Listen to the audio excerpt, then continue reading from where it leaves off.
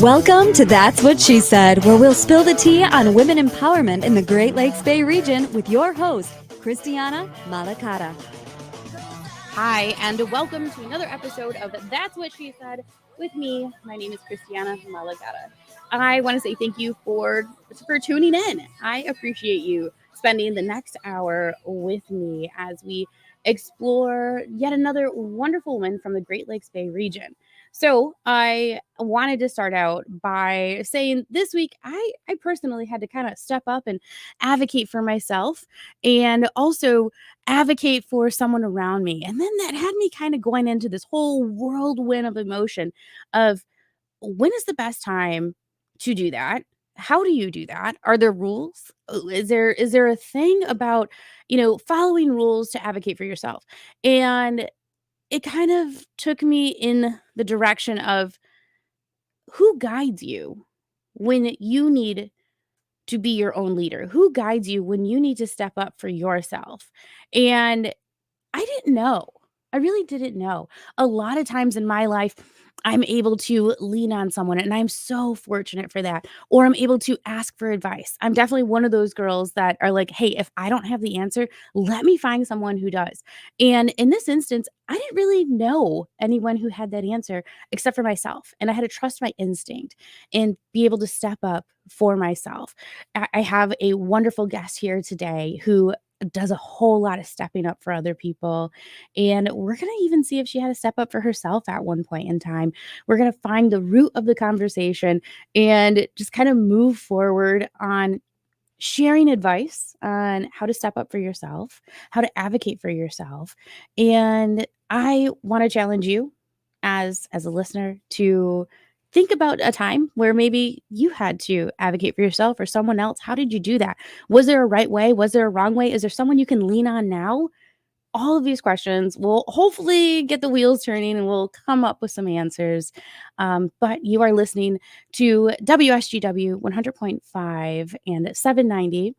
That's what she said with Christiana Malacara. We are on social media on Thursdays, on the sound waves of the radio on Sundays at 6, and 24/7 on Spotify.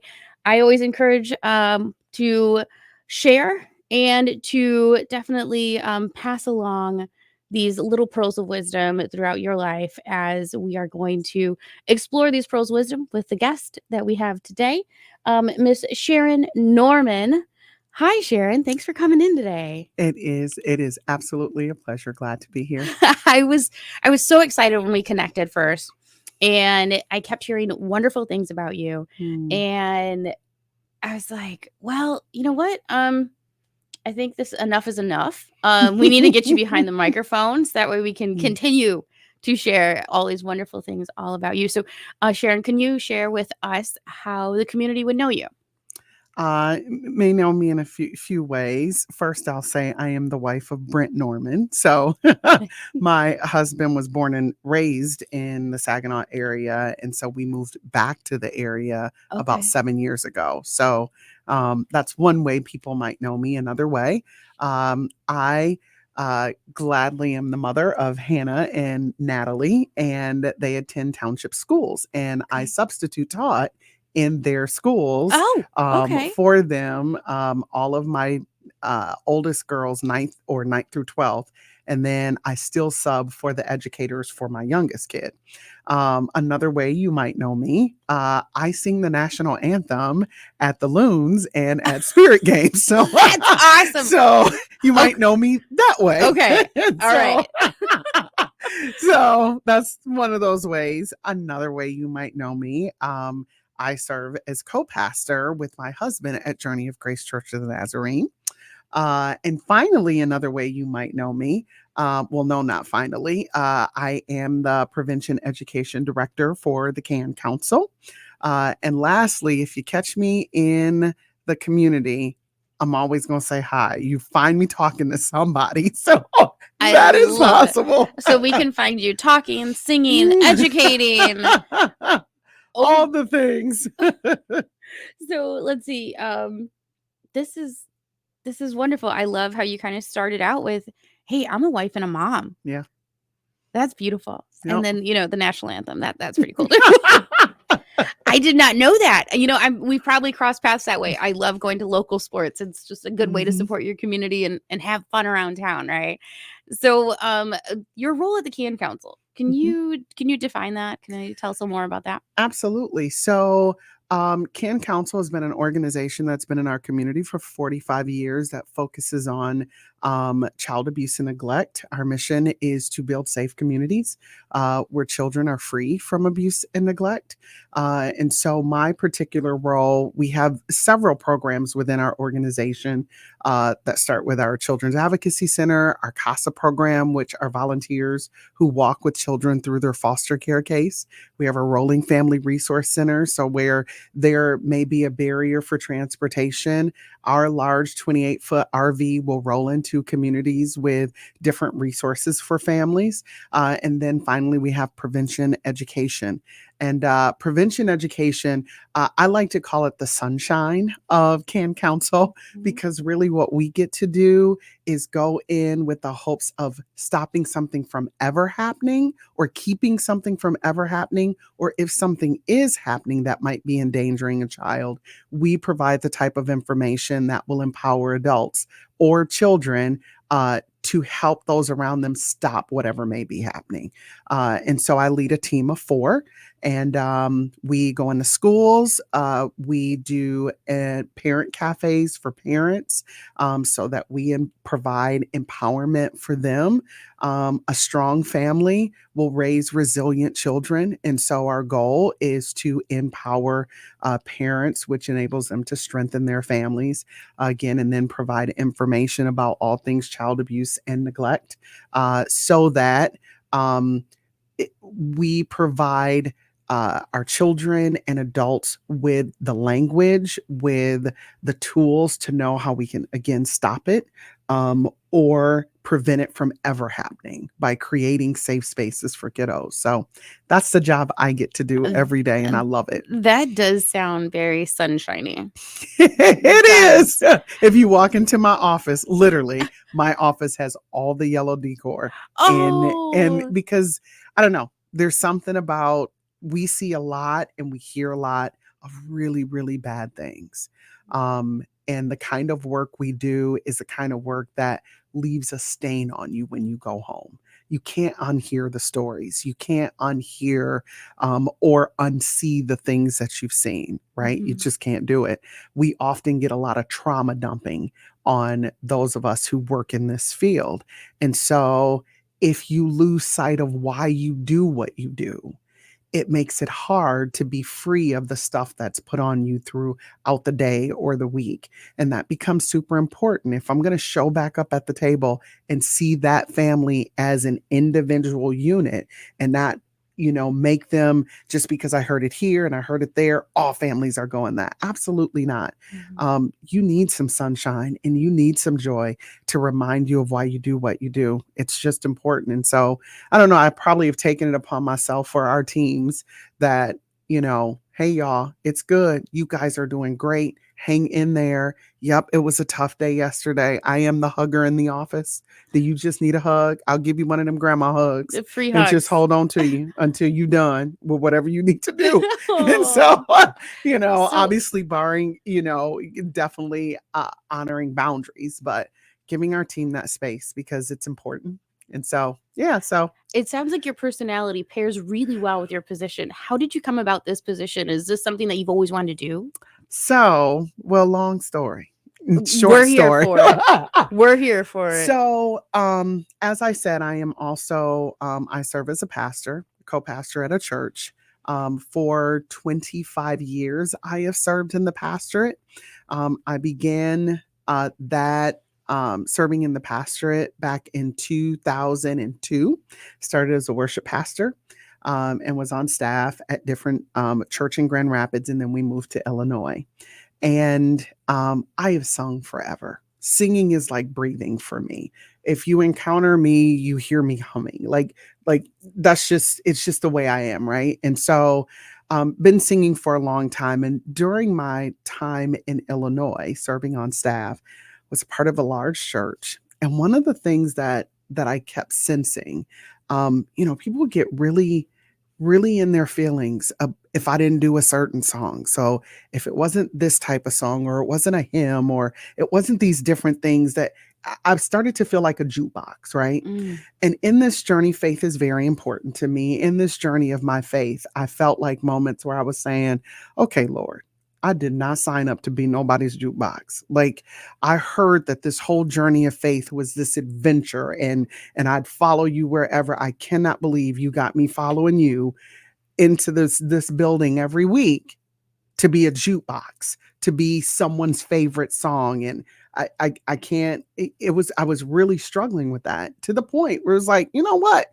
We sing about doing all these good, nice, godly things, but you see the same of us in the stores, and we're rude to the checkout lady, or we're just like, we're not Genuine. right. It's Mhm. like I really struggled with that. And so at the time, I was finishing up my undergrad. I went back to school late. That's a whole nother story. And We'll get there we too. might, yeah, we might have to have several podcasts together, sis. But Miss Newman part 2. right. But I was finishing my undergrad, really didn't know what to do next. And during this time, there was an opportunity that came up for our church to connect with the community.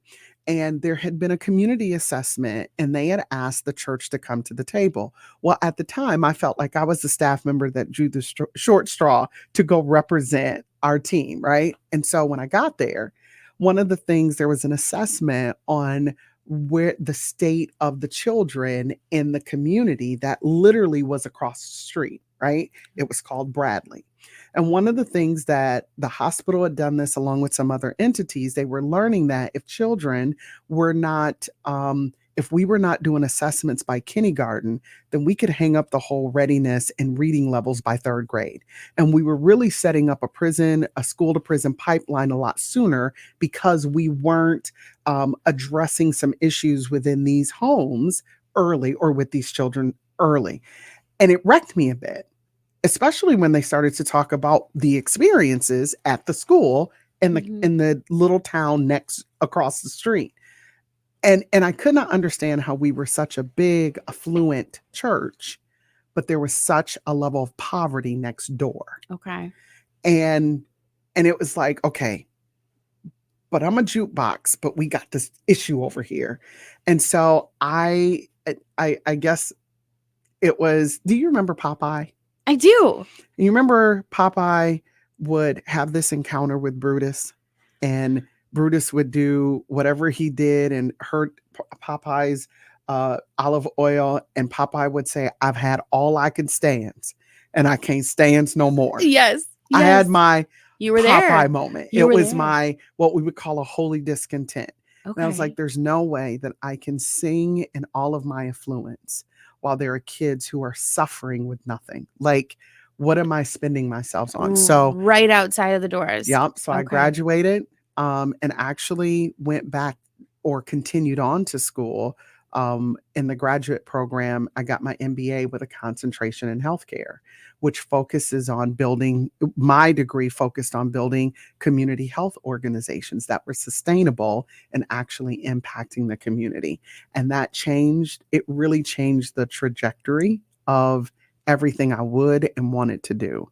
After that, I said I didn't want to work in church full time anymore. If I wasn't going to live in the community, it was kind of pointless for me. Mhm. And so I never went back. After I finished school, I did not go back to full-time ministry. And even before I finished school, we ended up moving here and took a part-time job at a church here. How old were you when you went back to school? Ooh, child. Let me see. Natalie was 3. Oh, So we're challenge right talking, there. I was Okay. 40. I was 40. Wow. It took me almost 8 years to do undergrad and graduate school. So for that time, Mhm, okay, you're a wife, a mother. mhm, You're navigating through, where should I place myself? mhm. And then you're like, I'm gonna go to school. Yep. Where was the motivation? And I need to go back to school. Like, what was that motivation like? And what was that experience like with the little one? So initially going back to school, I was very clear. Part of my schooling had to do with being able to get ordained.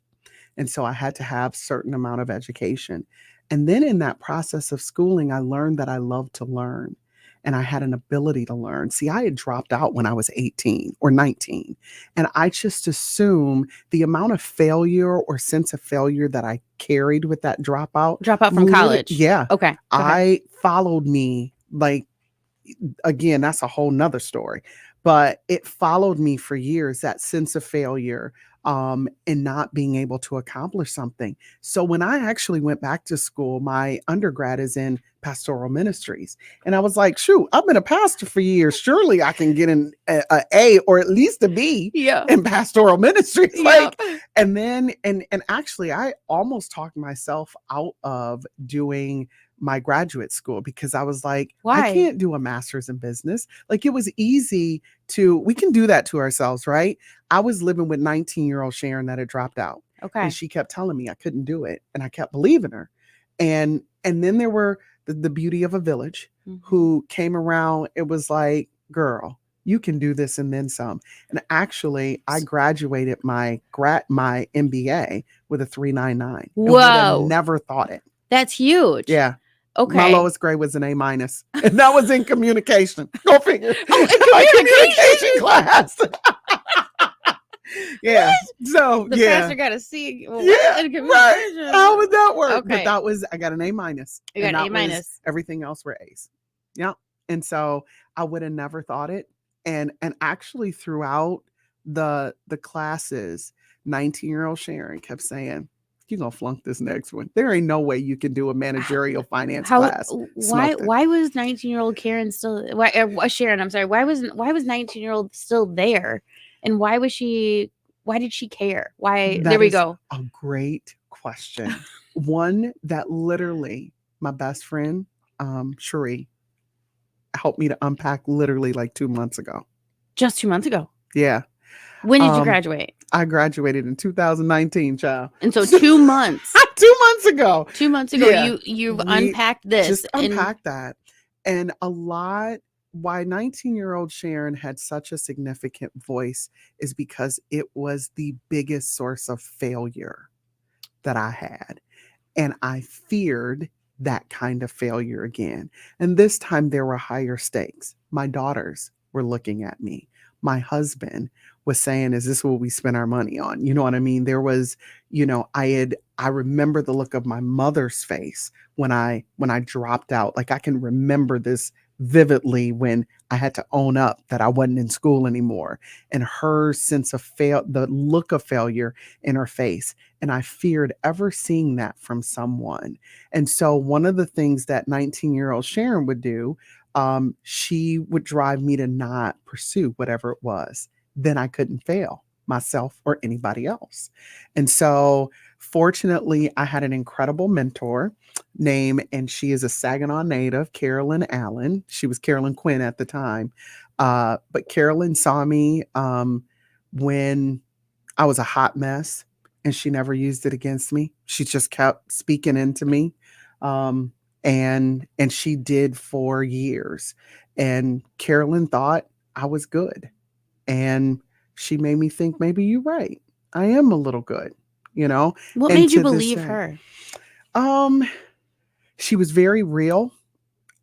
She did not, in the church community growing up, there was sometimes the expectation that there was a level of perfection you needed to live up to.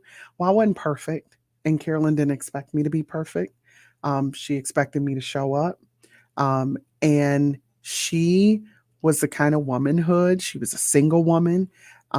She was the kind of womanhood that she respected herself. She was the kind of womanhood you embodied to follow. And so I surrounded myself around her.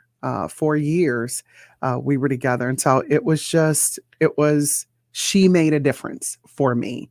And even to this day, I will say she is one of those women who stepped up in my life, she is what I needed. She didn't look at me with failure. She just never did. How important is it for a woman to surround themselves with people, period, and then people they want to be like? Yeah, it's vital. When we're doing our parenting class, I say one of the things we talk about is social connections, and the reality is everybody needs a friend and everybody needs a village. One of the things and you can choose your village. No village has to be sent to you or put on you. You can choose your village. You can choose the people that you allow in your space. And when you choose the people, and here's the thing, it's not about always choosing people who are just like you. Sometimes you got to choose people who may not be just like you, but you aspire to. One of my closest friends, I call her my person. She is an 80-year-old white woman. Hear what I'm saying? Yep. And she is one of my ride or dies, Miss K. And we don't have a background that's alike at all. But she's been married 55 years. She got 4 grown children. She loves the Lord with all her heart. That's who I want to be. I want to look back and say, that's the woman that I am. And so the best way to be that woman is what? To pull up next to that woman, sit at her feet and learn, hear her stories. That's the village I chose. I can choose my village, and I do that. I do that every day. I'm an awkward village picker. I really am. I am the person. I know it's weird. And one of my colleagues at the office, they will tell you, I'm like, you know what? I would really like to choose you to be my work bestie. Okay. We're probably not going to go out to lunch. We're not going to do stuff, but you're my work bestie. Can that work for you? It works for me. Are you on board? Right. And so, but I really do. I pick who I'm around, and it's not out of arrogance. It's not I know me, and I know I need people who will be honest with me. I'm a strong personality. I don't need you to coddle me. I don't need you to always, Sharon, you so awesome. No, Sharon, you tripping today. Yeah. You need to think about. That's a different type of love. It's a necessary love. It's a refining love. I need to be refined. I don't need to be coddled. If I'm going to be a great woman, if I'm going to do what I need to do to be impactful in my community, I don't need you to coddle me. I need you to help. Iron sharpens iron. That don't feel good, but it's necessary. I am a strong woman because of the strong women around me who weren't afraid to say the difficult things when I needed to hear them. And I need that. So here in the next couple minutes before we go to our break, I have a different perspective on this. And maybe it's not my personal perspective, but just a different way to look at this now. Okay. Mm-hmm. We're here gathering as women. We're gathering other women to put in our circle. What if we fall into a circle that we do not want to be part of? How does that work in reverse for you? One, boundaries. And I firmly believe you don't have to be where you don't want to be. We choose to be where we are. Now, if you're in a bad scenario, you still got choices. The choice is to go or to stay. And I'm not saying it's going to be easy to go, but that's still your choice. We live in a world sometimes that almost says if something happens to you, you're kind of resigned to it.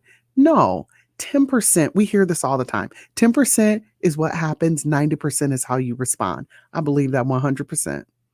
Can you say that again? 10% is what happens to you. 90% is how you respond to it. Wow.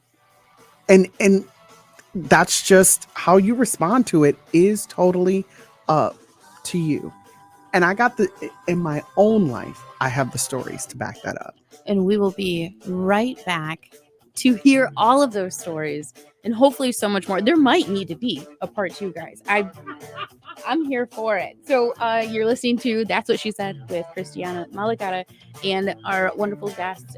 We are sitting with Sharon Norman, and tune back in for the second half and you'll hear some more stories.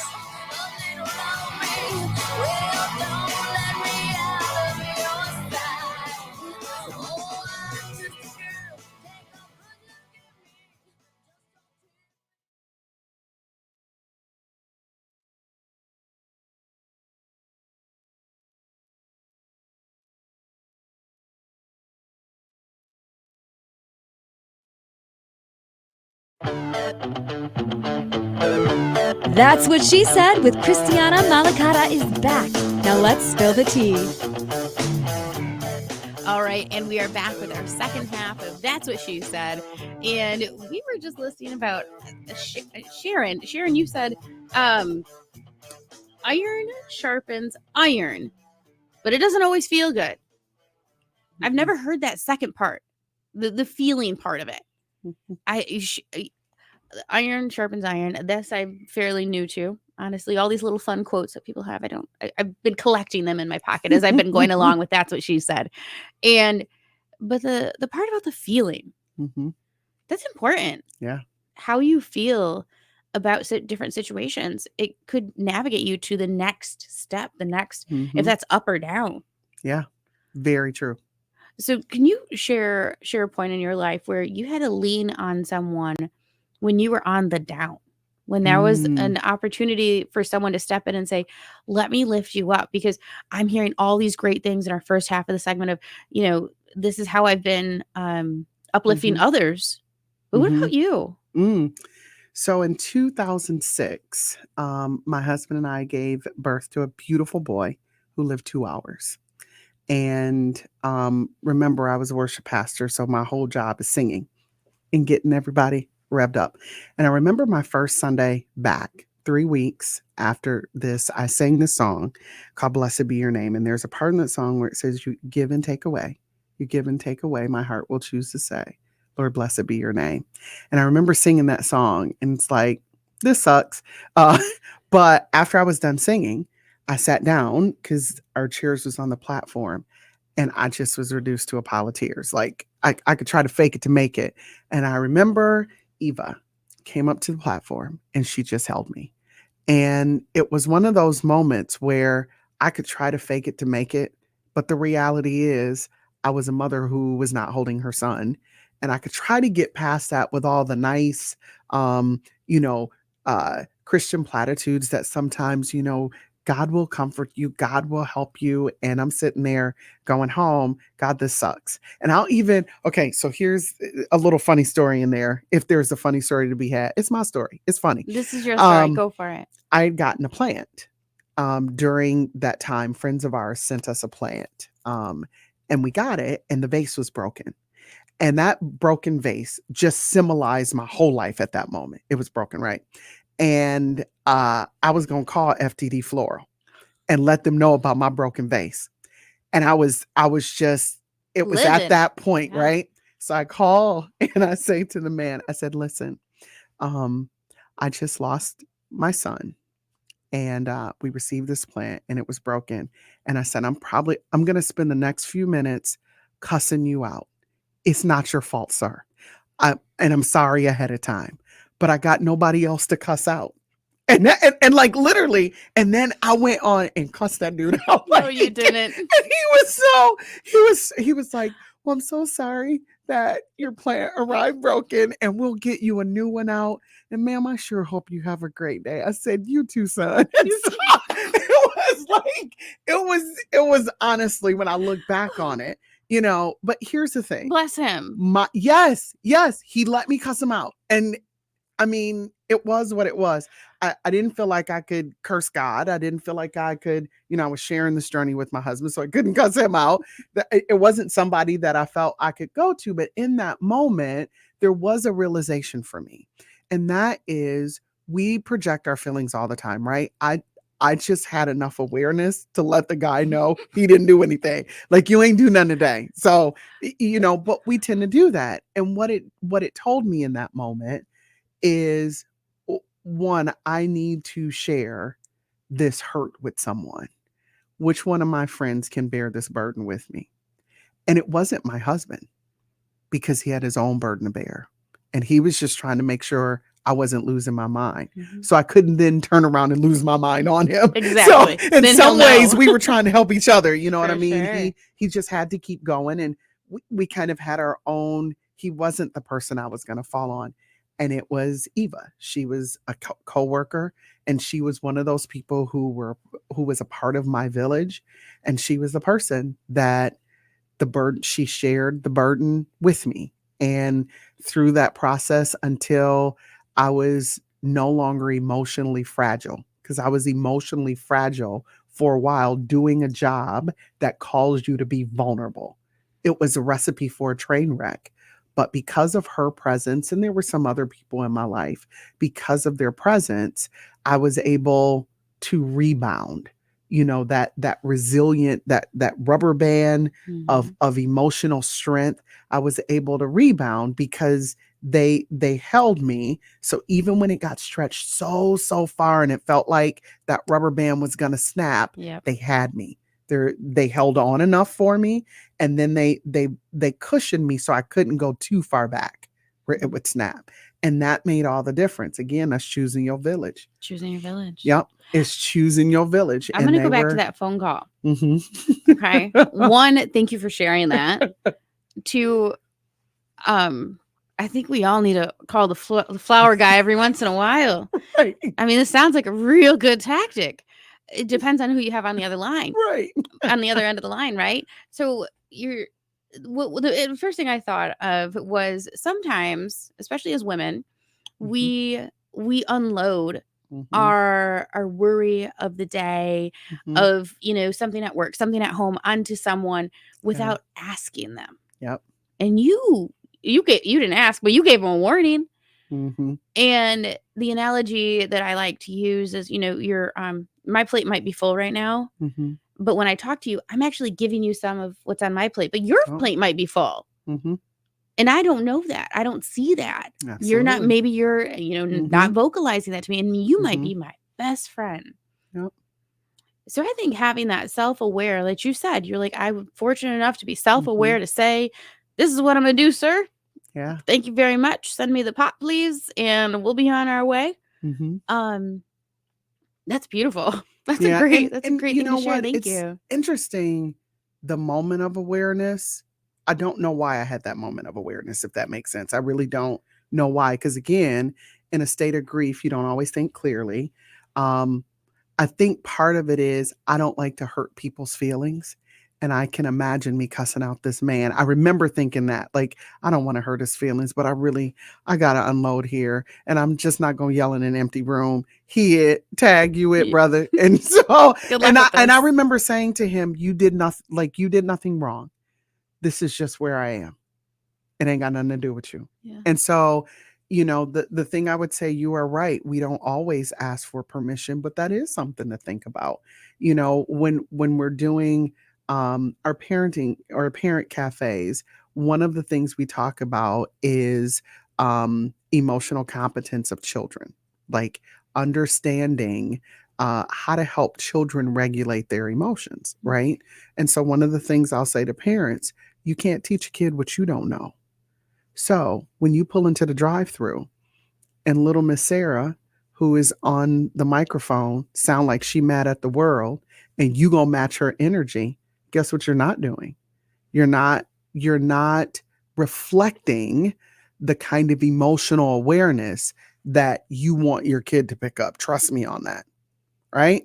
And so when little Sarah pop off, when you pull up, here go you don't cuss little Sarah out. Thank you. Are you having a tough day, Sarah? I hope your day gets better. You can choose that. You can choose how you respond. We don't have to match Sarah's energy. We don't have to get angry with Sarah.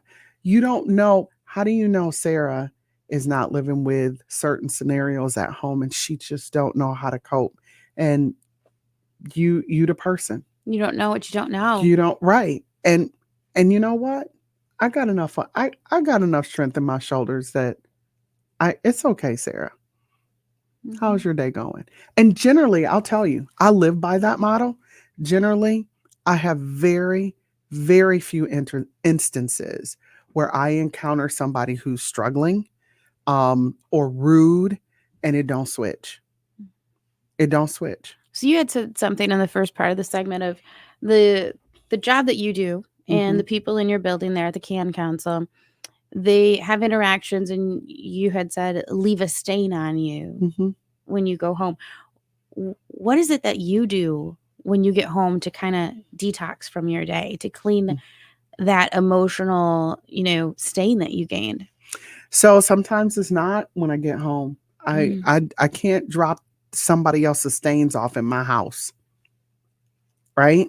Because I got a husband and I got a daughter there. So I can't drop off somebody else's stain with the possibility that they will pick it up. That's not fair to them. And so a lot of times it's on the ride home. It's taking a few minutes as my day in to sit in that office. It's having conversations with staff to be able to unload that, to be able to share that. So I try not to take my work home where I dump it at home. And I have to be really careful. I have a 15-year-old who is still developing into a woman. And the last thing I need to do is saddle her with scenarios that my husband and I have worked hard to make sure she don't ever have to endure. You know what I mean? Okay. Help her to build some resilience, but There you go. not because she got to overcome somebody else's trauma that I'm unloading on her because I brought it home from work. And so I'll tell you some of the things that I do to kind of help with that. I have a time in the morning where I call it my quiet time. I do a devotional that may include prayer. It may include Bible reading, where I kind of set myself for the day. After I drop my girl off at school because she gets to do the radio, bless her heart. I know all kinds of music. I'm just saying. You mean you're not listening to WSGW in the morning? Just Shawn Mendes and a whole bunch of other people that I wouldn't normally listen to. I know a whole bunch of them. Thank you, That sweet girl. maybe that's her me time. That's her. That's our time. Like literally, that it's listening to music, and we'll listen to whatever But as soon as she gets out the car, turn it off because that's not my ride to work. That's what she needs. So that's what we gonna give you. And so it's quiet sometimes. Or I'll maybe listen more to talk things. But just to get myself, when I get in the office, I don't immediately jump into work. Part of my work day includes sometimes my colleague Lionel, he gave me this term brain dumping. And so he will take out a paper and everything that's on his mind, he just writes down to get it out. So we're just going to dump it out because some of it you don't need now. Some of it you might, but at least you can determine what it is you need. And so I give a better version of myself to Can when I make space for that. So your time to detox from this stain is recycling into now I've cleared myself to give a better me today. Yep. I love that. Because what did I learn from the trauma that was dumped on me, right? So sometimes the trauma that's dumped is a parent's experience that is like, oh my gosh, you really got an experience working here, and it's like, what do we even do with that? And sometimes it's being able to go back and say, okay, do we offer all the services that we need so we can best equip this parent? What's in our wheelhouse to do?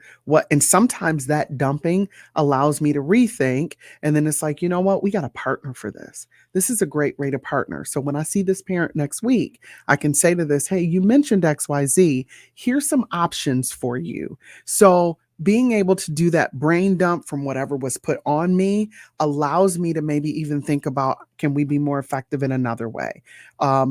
Is this something, what I get from that experience, is this something for me to take and internalize? And what do I do with that? Is this a tool that I can teach my kid?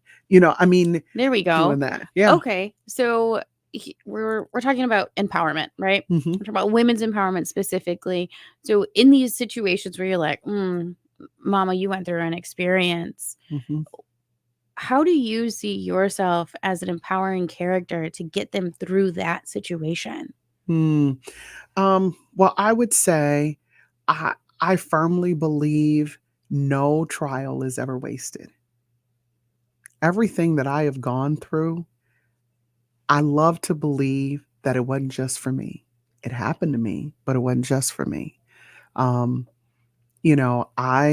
My dad left when I was 3, I think. And I talked to him twice, when I was 7 and when I was 28. And when I and I was always the one pursuing him, my father, right? And after 28, I pursued him again around the time I turned 41. And what I found was his obituary. That's how I found him. And when I read the obituary, guess whose name was not in it? Mine wasn't in it. So all those years, I had been preparing my life to one day. I had this all great plan that one day, my dad was gonna finally see me. Now I'm a 41-year-old woman.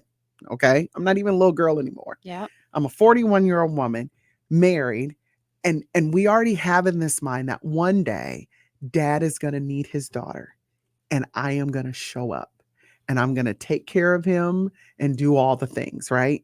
Well, that day never came. In addition, the only thing it said, he leaves to mourn his loving daughter, Marjorie. So I got a sister out there somewhere, but my name was never in it. So um, there is no pain like the pain of abandonment, no matter who it comes. I mean, there's just no pain like it, because there's your worth is tied to why that abandonment happened. Oftentimes you oftentimes tie your worth to that. So what did I do wrong? What could I have done differently to make my dad want me, to make him be a dad?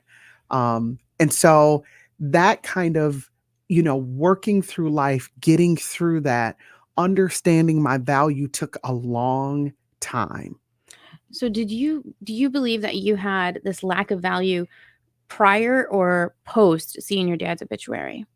Oh, it's prior, Prior. because I'd always wondered where he was. But Like, I don't see that right now. How did we overcome oh, that? absolutely. Well, let me tell you. As I said, my faith is extremely important to me. It is a definer for me. And it really, for me, it was understanding who I am, not just Robert's daughter. I'm God's child. That's how I see myself. And while he made choices that weren't about me, they were about him. Mm. He did the best he could with what he had to work with. That ain't got nothing to do with me. And I think as a child, I own that. If I was a better child, if I was this, if I was that, he would have been a better dad. Well, I don't have that control. His choices are his choices. And so I think just this process, therapy, is a blessing. I'll tell anyone, if you think it's for crazy people, you might be the one that's lacking some. I'm not gonna say those words So because I don't. therapy. Yeah, yeah. I don't want to get what do you call it? I don't want to get canceled for Okay, saying the you know wrong what? Okay, words. we're not gonna But cancel you. yeah. I So, hear you. but therapy is Politically correct. huge, So right? therapy. So you're Therapy was huge, and okay. so being able to sit, um, talk about my values, talk about who I understand, who I am, talk about the power of choice. What are some of those values that you hold close to you? Um, I am worthy of love, and at the root, I am worthy. I am enough. Uh, I am joy. Um, I have peace, and I can control what comes in that space that impacts that peace. I am safe. Um, those are some incredible values to have. And I get when you're lacking in a clear value, and because I understand those values, things that happen in, or the things that I bring around myself, or the things that come into my life, if they begin to impact any of those values, I really do go back to the why. Why am I not at peace right now? What's interacting with that? Is it some choices that I'm making? Is it some people I'm allowing myself to be around? What's happening? So You're checking in with I yourself. absolutely, And how often do you feel absolutely, like someone would need to check in with themselves? probably daily. Really? Like, yeah, like if you get up and you ain't feeling yourself today, why? Why? And so I'll tell you, last week was that week for me. I got up the first day. I didn't want to go to work. That's odd. Why don't you want to go to work, Sharon? I don't know. Well, let's go to work then, because I didn't want to, but it's like We didn't know the I don't. why, so Right, because if I just do something and not know why, then I run the risk of really going down a road that maybe I don't want to be down. So next day I got up, still feeling some kind of way, not knowing why. Now, prior to all this, it had a big kind of a big thing take place. Um, resolution to a long-term thing that I had been working on, and Okay. I was in this period of letdown. And so I've done theater. I used to do theater for years, and you would work and work and work to be in this play. The production would happen, and then the day after, it was this mourning or this grieving period because you weren't with the people that you had been practicing with, this shared thing, like it was just done. It's You over. aren't going to do it again. There is no reprise, there's no encore. You were just done. And there's a chance relationships you built there were literally for that season. So you grieve afterwards, right? And it's like a job. If you love the job, but you got another job and it's a great opportunity, while you're excited over here, you still got to grieve what you're leaving. And that's where I was at and didn't realize it. And so last week, it was like every morning, I was not allowing myself the space to grieve. And I had to check in every day, like, sis, what is your deal? Finally, we got to Thursday. Call my work bestie. Girl, I'm in my feelings. I'm gonna need to talk through this with somebody because it ain't working with me. And she did. Took Friday off. Shut off everything. Went to my mother-in-law's house. She was gone. She made me a meal, bless her heart. And I stayed in one of her guest rooms all day long, from that morning to that evening. So you changed And your it's whole environment. sure did. It's exactly what I needed. It was exactly what I needed, but it required that I check in. I wasn't feeling myself.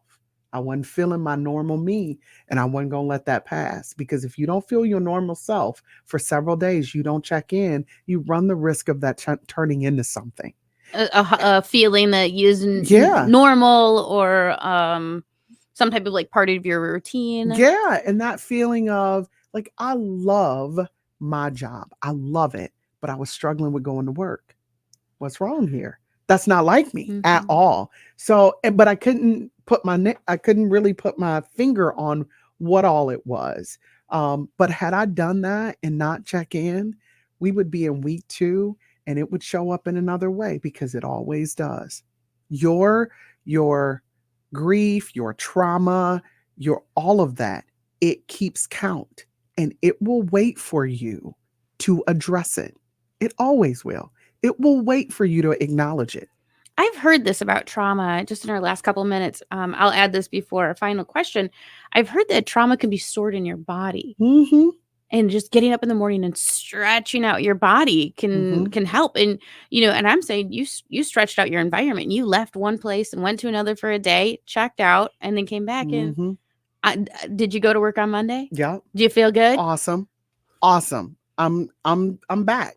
But I get it. And it doesn't mean that all those feelings went away. I know what they are. I know what it was that was bothering me. And now I can address that. I don't run away from it. I know what it was that I was struggling with. And so because I can address it, there are some steps that I'm taking every day to be extra sensitive to that part of me that still needs to work through what I needed to work through. Because you got to be sensitive to yourself. I think that's a great piece of advice. I really do. I don't check. I'll be honest, I don't check in with myself every day, because you get in that hustle bustle of the day. But in our last minute here on the show, could you share a piece of advice that you could give to a woman or a person here in the Great Lakes Bay region about empowerment? The thing I would leave, which probably wraps up a lot of what we've said, the power of a village. And everything that we've talked about, I've pointed back to different women in my village who have helped me in hard times, in good times, celebrated with me, cried with me, encouraged me, chastised me when necessary. And you can pick your village. Your village is not a foregone conclusion. And also, if you don't pick your village, don't think the village picks you. Sometimes you find yourself as an island. I think this is a great piece of advice: to pick your village, keep to it, protect it, and love it. Thank you so much for being here, Sharon. And that's what she said.